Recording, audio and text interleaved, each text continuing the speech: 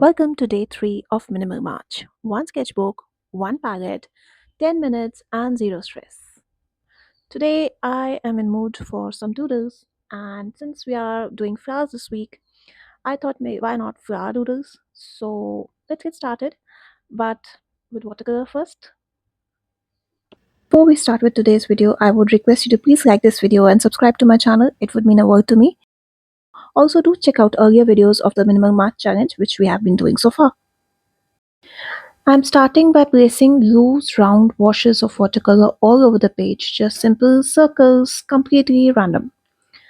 I picked a soft peach shade first because I wanted something warm and fresh, and after that I started wearing the colors with different shades and different saturation of pinks and oranges just to give a variation to the entire page and make it look a little more interesting.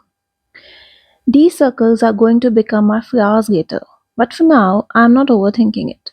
I'm just scattering these circles in different sizes and random positions, slowly filling up the entire page. No perfect placement, no perfect shapes, just trusting the flow. And the fun part, all the details and doodles will come later.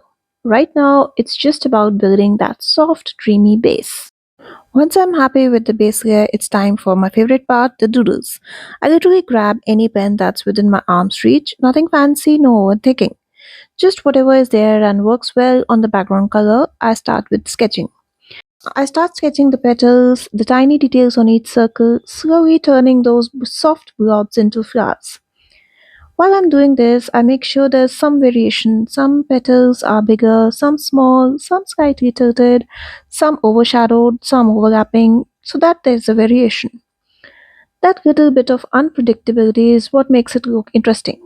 Because honestly, if everything looks too perfect, it starts feeling stiff, right? And tell me, when you doodle, do you plan it out first or do you just go with the flow? Because for me, the goal isn't perfection. I mean, that's the main purpose of doing this whole challenge is to break from perfectionism. I don't want to look random, but I also don't want to try too hard. I want that sweet spot in between effortless and being random. I mean, I want to be effortless but intentional. As an artist, how do you stop yourself from overworking on a painting? Do let me know your thoughts on this in the comments below.